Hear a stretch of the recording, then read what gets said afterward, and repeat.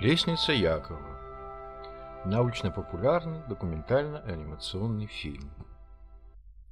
Я увидел во сне, вот лестница стоит на земле, а верх ее касается неба, и вот ангелы Божии восходят и нисходят по ней. Книга Бытия. «О, Господи, это невозможно!» — воскликнул Гоббс, когда впервые познакомился с доказательством теоремы Пифагора у Евклида. Карл Поппер. Предположение и опровержение. Часть первая. Что есть истина? Здравствуйте. Яков — это я. А это моя волшебная лестница, которую я придумал в 1989 году. Люди долгие столетия искали философский камень и не нашли. А надо было искать волшебную лестницу. Ну, скажем, вы турист, идете себе по тропинке, цветочки нюхаете, и вдруг попадаете в темный лес. Что делать? Куда идти?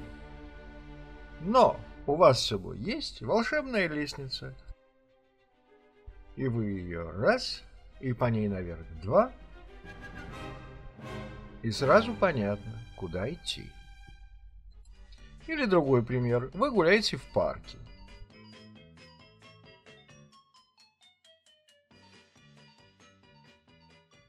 И вдруг зашли в лабиринт. Зашли и растерялись. Куда идти? Но у вас с собой есть волшебная лестница, и вы ее раз, по ней наверх два, и сразу понятно, куда идти. Человечество давно уже бродит, то ли в лабиринте, то ли в темном лесу. Не верите мне? Тогда поверьте экспертам. Вот фильм «Космополис». Мир в этом фильме сошел с ума. Безумцы не то чтобы процветают, но гнут свою линию и достигают чего хотят. А люди порядочные, разумные, честные, профессионалы погибают ни за что. Вы думаете, все дело в глобализации? Ну, чем ближе человек к глобализации, тем безумнее окружающий его мир. Нет, это фактически неверно. Вот вам два примера. Первый пример американский. Боже, благослови Америку. Простой обыватель, загнанный в угол и подначиваемый юной искательницей приключений, начинают крошить в капусту всех, кто ему не нравится. А вот второй пример, российский. Ко-ко-ко. Питерская интеллигентка, познакомившись с приезжей из провинции, начинает бойко ей помогать. Но не выдерживает межличностных напряжений и в предпоследней сцене фильма пытается задушить свою новую подружку. Мы только назвали эти три фильма. Авторы фильмов кричат, проблема существует. От людей искусства нельзя требовать, чтобы они решали проблемы. Достаточно того, что они обозначают проблемы, указывают на них. Мы вовсе не врачи, мы боль, лекарств не знаем, да и в хирургию мало верим. Александр Герцен. Но если есть болезнь, то должно быть и лекарство. И лекарство это надо просить не у искусства, а у науки. Моя волшебная лестница и есть такое лекарство. Вы скажете, что такое лекарство найти нельзя, что Платон и Аристотель искали и не нашли, Гегель и Маркс искали и не нашли, куда уж нам смертным. Но, во-первых, утверждение, что человечеству не дано придумывать новые лекарства от старых болезней, фактически неверно. А во-вторых, не так трудно открыть новое лекарство, как убедить своих современников в том, что это лекарство надо принимать.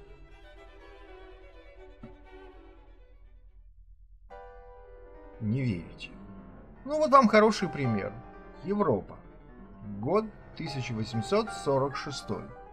Австрия – культурнейшая страна Европы. Вена – столица Австрии. Лучшая по тому времени медицина, много клиник, много врачей, расцвет наук. В Венской королевской больнице сразу два родильных дома. В одном смертность составляет 4%, а в другом 18%. В 1846 году в этот госпиталь поступает на работу молодой доктор Игнац Земмельвайс. И вот он стал думать, а чего же так сильно различается смертность? И вот что оказалось. В первом роддоме работают женщины без специального медицинского образования, пациенток они практически не осматривают. Во втором доме работают студенты и профессора медицинских школ. Они не только тщательно осматривают пациенток, но и регулярно пополняют свои знания анатомии в анатомическом театре, где врачи вскрывают тела умерших. И вот Землевайс задумался, а не связано ли вскрытие трупов с новыми смертями живых людей. Тут случилось одно событие. На глазах у Землевайса умирает его друг, профессор медицины Якоб Колечко. Умирает потому, что во время вскрытия трупа неосторожный студент наносит ему скальпелем небольшую ранку. Причем симптомы умирающего врача в точности совпадают с симптомами несчастных умирающих рожениц. И Землевайс догадывается, что причина смерти – это то, что он называет трупные частички. Он обязывает всех студентов и врачей перед входом в родильный дом мыть руки, и не просто мыть, а мыть их в растворе хлорной извести. И что вы думаете? Смертность упала. Она упала сначала до 3%, а потом до 1,5% и стала ниже, чем в первом роддоме. Но тут наступает 1848 год. У Землевайса заканчивается контракт, и директор отказывается этот контракт ему продлить. Более того, он запрещает публикацию статистики, как порочащую его доброе имя. 20 лет пытается Землевайс пропагандировать свою идею среди врачей. И только через 20 лет Луи Пастер во Франции экспериментально доказывает, что бактерии на грязных руках и медицинских инструментах – причина многих болезней. А в Англии Джозеф Листер создает целую систему под общим названием антисептика. Земмельвайс этого уже не узнает. В 1865 году он умирает в Венской психолечебнице при загадочных обстоятельствах. То, что мое открытие, сделанное более 20 лет назад, воспринимается в научном мире как анекдот, это типичный эффект Земмельвайса. Итак, подведем некоторые итоги. Первое. Мир в кризисе. Второе. Искусство может указать на этот кризис, но оно не может его вылечить. Третье. Практики, даже самые наблюдательные и умные, настойчивые и благородные, не могут переломить ситуацию сами. И только наука – наша единственная надежда.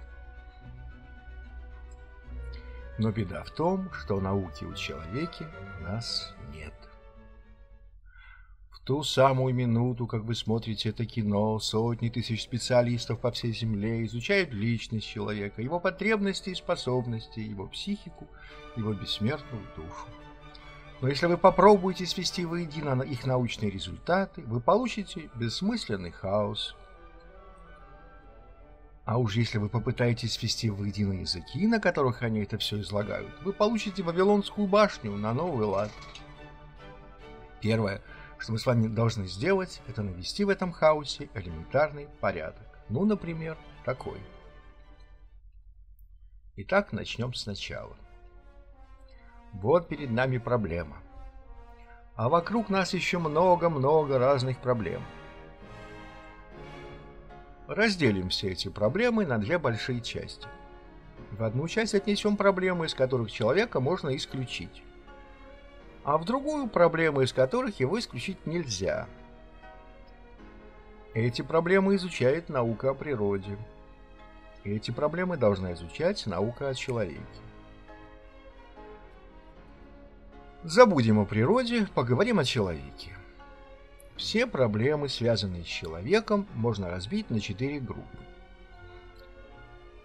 Если перед вами частный человек со своей частной проблемой, ему нужно получить частное решение, то это психология. Если вопросы общие, ответы тоже должны быть общими, то это философия. Если частный человек попадает в общество, то это социология в широком смысле слова. Она включает историю, политологию и другие науки. И, наконец, если вы передаете общее знание конкретному частному человеку, то это педагогика. Самая трудная часть здесь, конечно, философия. Так что возникает вопрос, а нужна ли философия вообще? Ну, предположим, мы погрузили всех философов на космический корабль вместе с их философскими книжками и отправили куда подальше. Спрашивается, появится ли после этого философия на Земле или не появится? Я утверждаю, что появится при определенных условиях. И вот как это произойдет. Представьте себе, что вы обнаружили принципиально новое знание. И вам надо передать это знание другому человеку. Но это очень новое знание.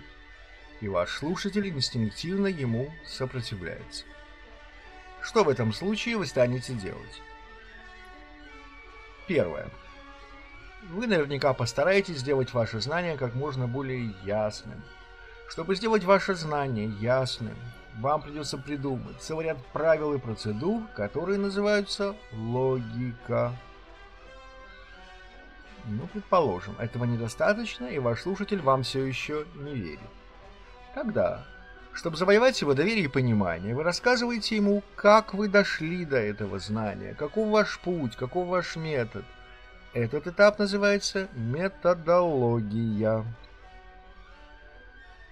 Ну, предположим, и этого недостаточно. Тогда вы рассказываете, как ваш метод вписывается в познание вообще. И какое оно, это познание вообще? Этот этап называется гносеология. Уж если и этого недостаточно, тогда вы рассказываете вашему собеседнику, из чего состоит ваш мир. Этот этап называется онтология. Вот эти 4 этапа вместе и есть философия. Мое знание очень новое, я просто уверен, что вы будете ему инстинктивно сопротивляться. Поэтому философии нам не избежать. А чтобы сэкономить время, лучше начать с конца. Вот эти 2 пункта, гносеология и онтология, я буду обозначать термином «собственная философия». У моей собственной философии есть 2 варианта – простой и сложный. Начнем с простого.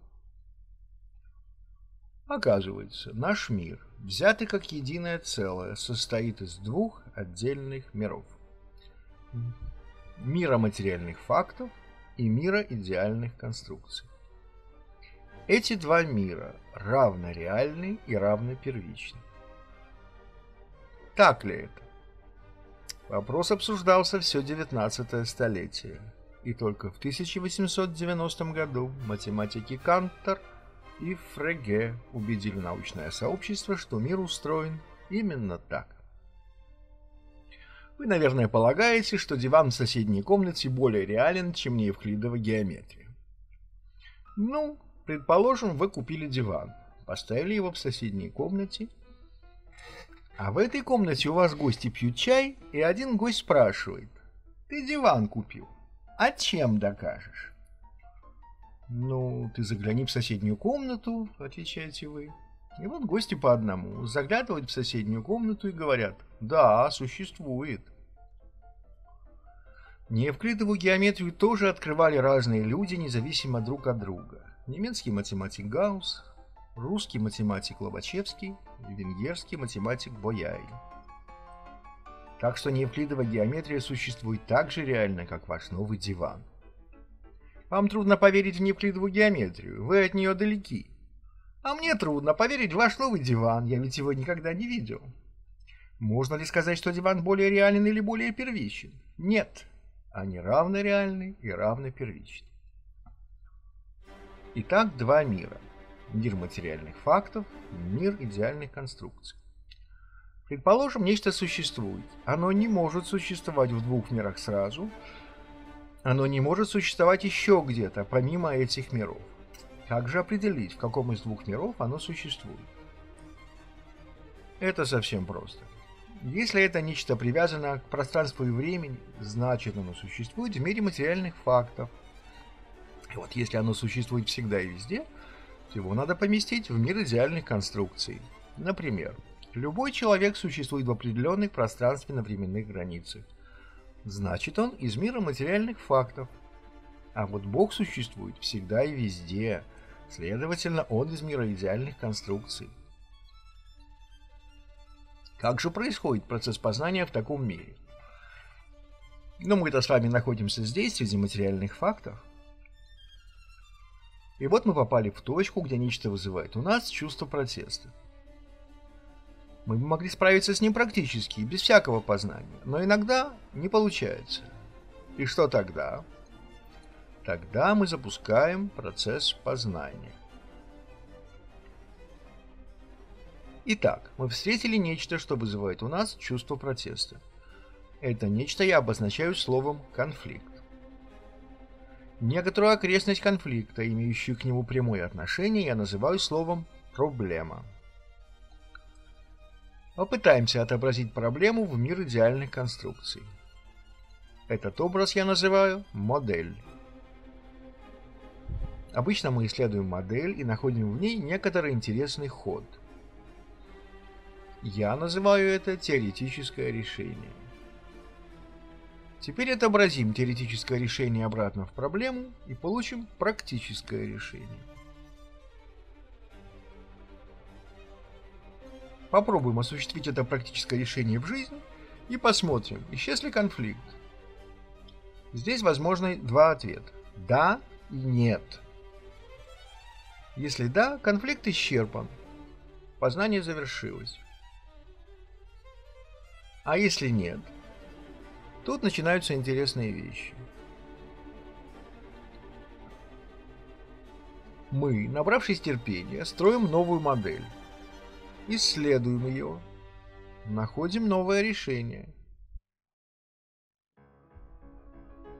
пытаемся его осуществить, снова смотрим, исчез ли конфликт, еще, пока наконец нам не удастся конфликт погасить.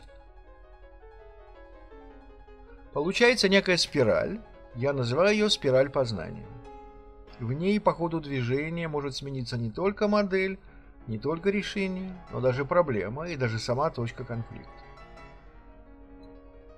Ну, предположим, спираль завершилась. В этом случае она завершилась некоторым предельным циклом. В истории познания часто случается, что разные спирали познания приходят к одному и тому же предельному циклу. Вот такой общий предельный цикл многих независимых спиралей познания я называю словом «истина». «Что есть истина?» – спрашивает Пилат Иисуса. Ну, теперь вы знаете правильный ответ. Истина есть общий предельный цикл многих независимых спиралей познания. Это был простой вариант, собственно, философии, а теперь вариант сложный.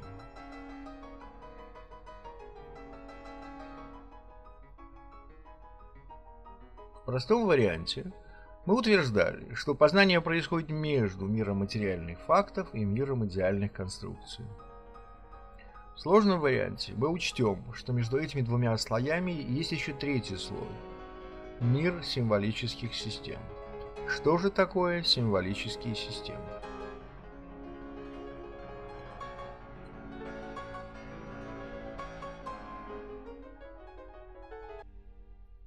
Представьте, вы гуляете по берегу моря, и у вас под ногами камешки. Камешки – это природные объекты. Ну вот вы взяли один красивый камешек и положили его в карман. Теперь это особенный камень уже не природный, он культурный объект, поскольку у него возникли особые отношения с вами, а через вас со всем человечеством. Если этот камень красив сам по себе, если его приятно рассматривать, он все еще остается культурным объектом. Но вот вы показываете этот камень другу и говорите: «Этот камень напоминает мне прекрасный день, который я провел на берегу моря». В этот самый момент камень, оставаясь объектом культурным, приобретает дополнительное значение. Он становится объектом символическим.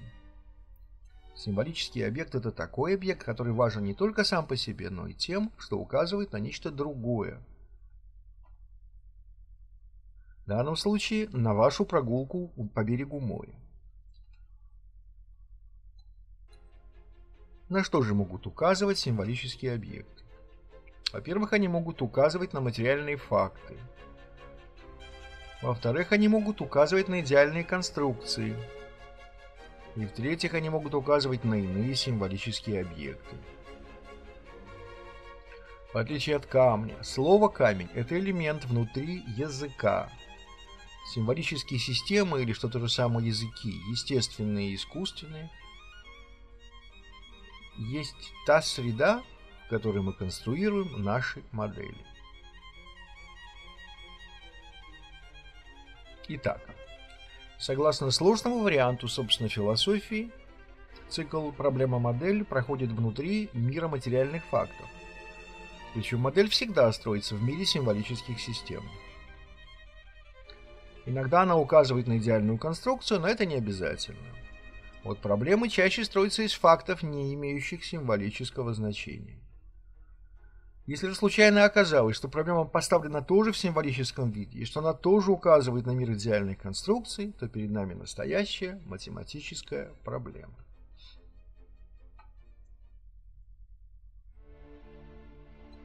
Главный вывод, который отсюда следует, вот какой.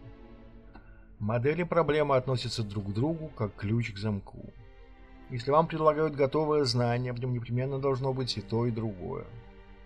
Если он предлагает что-то одно, только модель или только проблему, или некий монолит, в котором эти две части неразличимы, не соглашайтесь. Мы уже назвали достаточное количество проблем, привели некоторое количество моделей, добавим теперь еще модели. Помните, мы говорили о человеке, который обнаружил один конфликт и одну проблему. В жизни все гораздо серьезнее. Проблемы летят на нас каждый день непрерывным потоком и превратились уже в рутину. Такие проблемы, ставшие рутиной, я называю словом «задачи».